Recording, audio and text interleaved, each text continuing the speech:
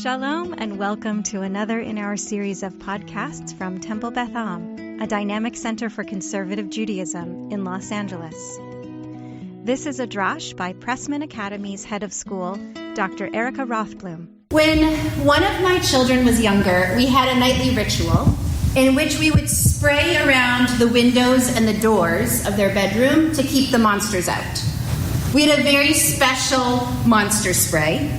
I'm pretty sure I grabbed a nearby Windex bottle, and once the spraying was complete, my child was able to fall asleep quickly, peacefully. I remember those days with a lot of fondness, as I wish it were still so easy to spray away our fears. There are so many different things to fear these days. There's an upcoming presidential election, worries about how the results will impact our lives, our world, maybe our own relationships with other family or friends. There's so much fear relating to Israel. Every time Israel's attacked, what it means for the future of our state, Israel's responses, the safety of our friends and family living there, the tumult within Israel. As someone said to me this past week, I fear this is the beginning of a new phase in Israel's history and in the whole Middle East. We may fear climate change, the ubiquitousness of social media, the way our city is changing, whether we can walk safely in our own neighborhood. And on a more individual scale, I have a front row seat, observing the fears that parents have for their children. Of course, parents today worry about the things parents have worried about for all time. But in the last approximately 10 years or so, I've seen an increase in these fears, wrapped up in concerns about what individual opportunities will be available to them. In her book, Never Enough, Jennifer Brainey Wallace shares her research showing that parents overwhelmingly believe that their children will have fewer opportunities than they do as adults. And I get it. As a parent, I wonder, how will my children ever have the ability to buy a home in this neighborhood, send their kids to a Jewish school, pay for summer camp and kosher food? And for many parents, this worry turns into fear, with parents doing everything they can to set up their children for success. It shows up when parents argue that a different class placement would be better for their child.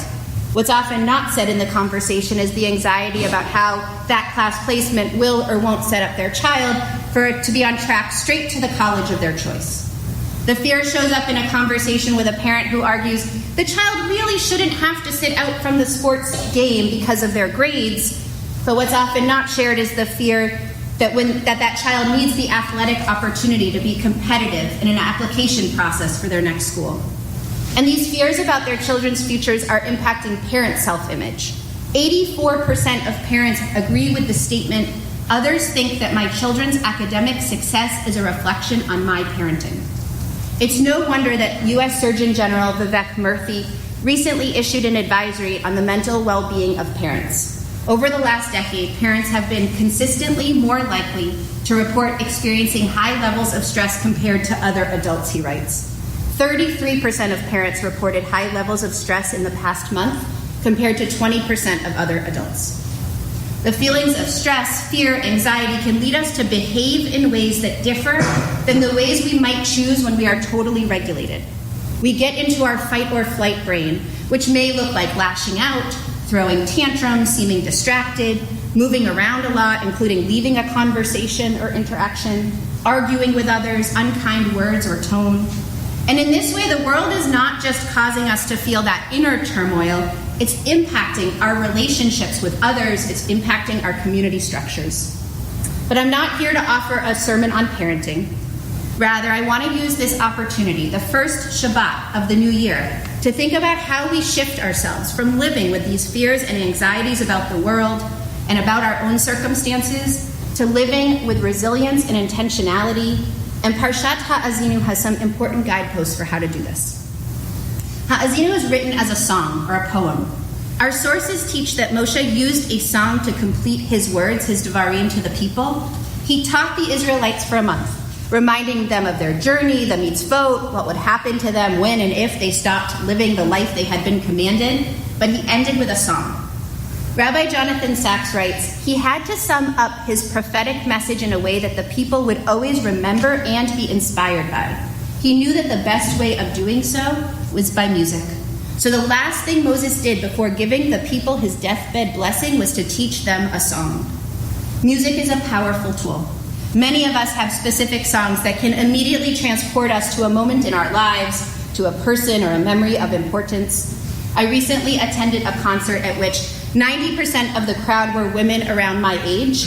The group performing was very popular about 20 years ago, and we were all singing loudly and dancing joyfully, being in a moment that replicated the experiences many of us had enjoyed 20 years earlier. And music is similarly important in our tradition. Our rabbis teach that there are 10 important songs in our tradition, 9 that have been sung in the Tanakh, and 1 to be sung when the Messiah arrives. We have different nusach and trope depending on the day, the holiday, the time of day, and these melodies have an immediate power to transport us to Kol Nidre, to Tisha B'Av, to Purim. And in music, we can find one possible pathway to living a life in which we intentionally live without giving in to our fears. A foundation of Rabbi Nachman of Breslov's teaching was Azamra, I will sing. Azamra is Rabbi Nachman's teaching about the way to happiness through finding the good points in ourselves and others. Like when melodies are written, a composer needs to sift the good notes from the bad. Similarly, Rabbi Nachman teaches our job in life is to judge ourselves and others favorably by finding the good notes in the melodies of our lives. In these scenarios that may arouse fear, it's incredibly easy to fall into black and white thinking. This person is voting for a different candidate, so they must be dumb at best and evil at worst. This teacher's decision is causing my child to be upset. They must not care about children.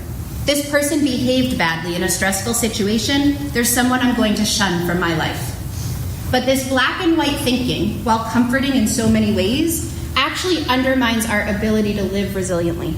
When we think in such black and white terms, we end up retreating into a more fragile corner of the earth, where our fears actually get amplified.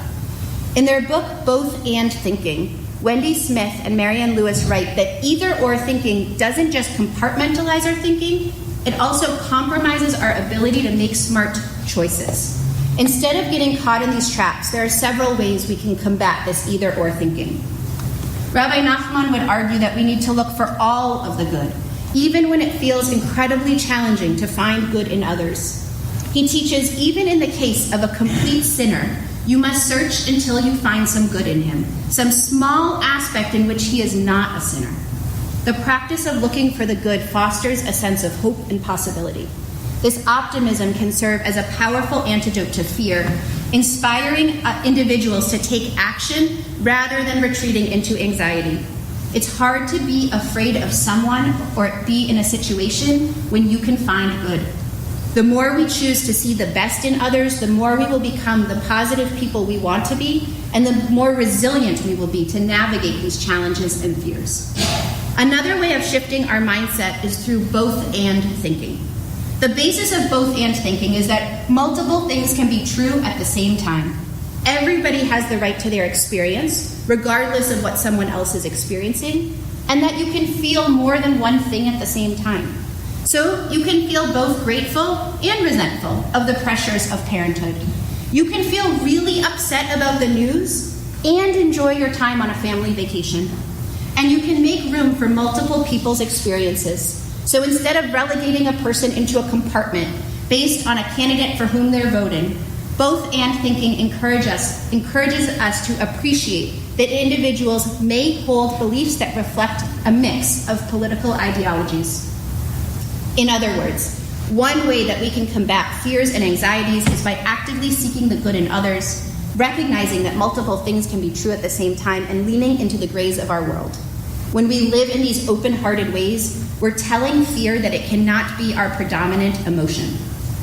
And a second lesson from our parsha is around the importance of relationships, community, and holding one another accountable. It's all good to approach fear with nuanced thinking and a search for good in others, but fear can still cause us to behave in ways that don't make us feel proud. Many scientific studies indicate that one of the most important factors impacting a person's ability to be resilient in the face of fear and hardship is the quality of the relationships they have with others. So too in this parsha, we learn about the importance of community in supporting our behaviors, especially when we're afraid. Moshe begins the song with calling upon heaven and earth, and he finishes by repeating many of the themes from Devarim, follow in God's ways, aspire to holiness, remember that Israel made a covenant with God. In other words, we begin and end this parsha by remembering that through collective action we can be better people in a divine relationship with God, and that we're accountable for our choices. Even the skies and the trees are witnesses to these vows. For better and for worse, we are part of something bigger than ourselves when it comes to our actions and our behaviors. This is a theme that is explored in the musical Merrily We Roll Along, which Daniel and I had the opportunity to see this summer on Broadway. The show explores the idea that we don't see the big picture in our lives until it's too late. That ultimately we just merrily roll along, making choices that sometimes serve us in the moment, but mostly cause us and those we love pain. This theme resonated as I looked at my own behaviors and at those of many around me. I see how we roll along from fear to crisis to stress to bad news without making intentional choices about who we want to be in those moments. In the song Old Friends, the characters sing about the different kinds of friendships that support us in these hard moments. And because it's Sondheim, I'm not going to try to do it without But us old friends, what's to discuss, old friends? Tell you something. Good friends point out your lies, whereas old friends live and let live. Good friends like and advise, whereas old friends love and forgive. The lyrics have a strong distinction between those friends in our lives who hold us accountable versus the friends who are more forgiving of our mistakes. And while we do need friends in our lives who love and forgive, we also need friends who point out our lies and advise. Returning to our Parsha, Rabbi Max Chaikin writes, "We cannot always control what plagues may attack us.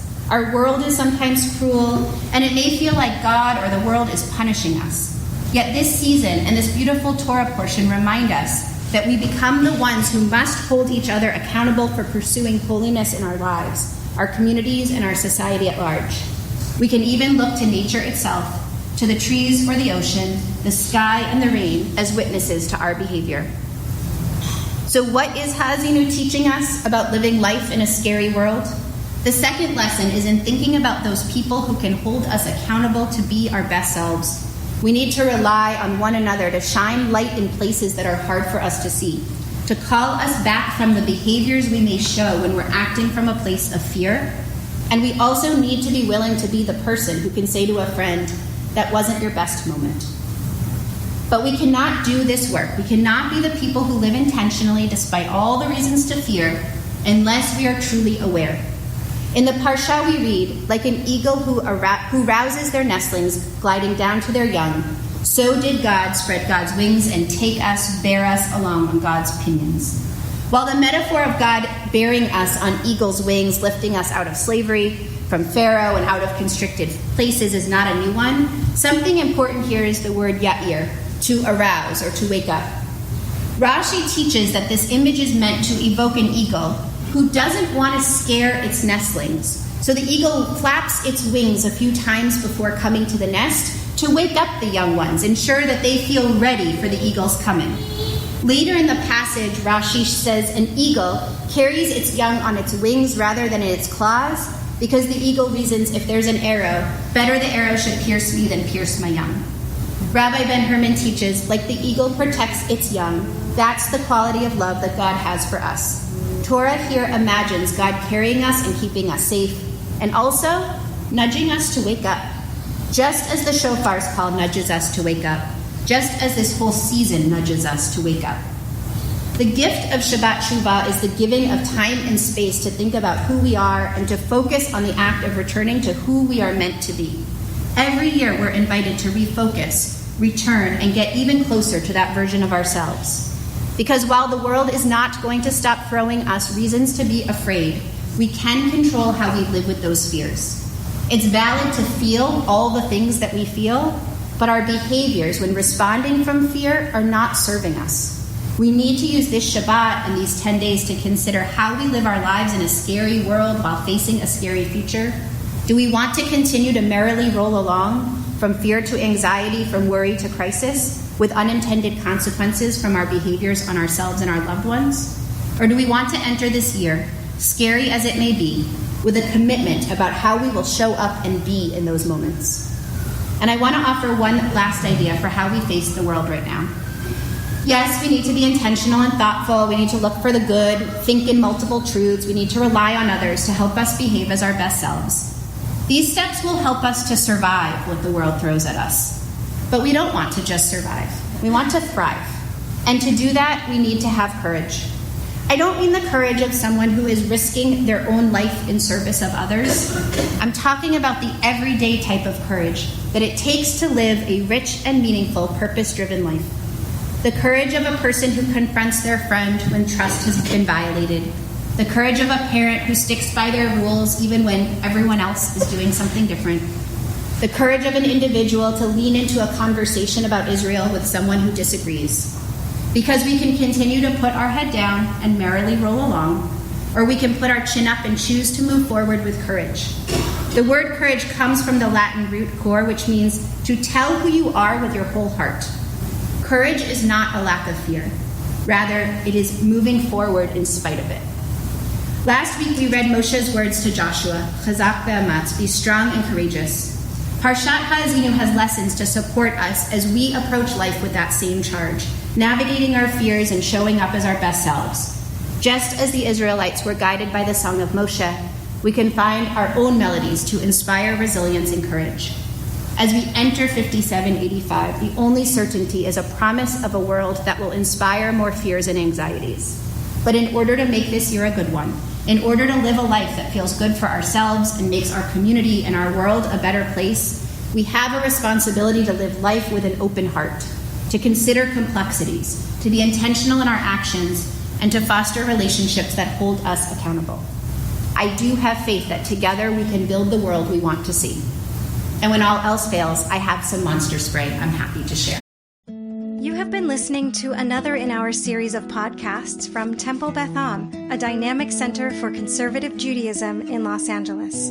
If you enjoy these podcasts, we invite you to write a review on the Apple Podcast site or wherever you get your podcasts. For more information about Temple Beth Am Los Angeles, go to tbala.org.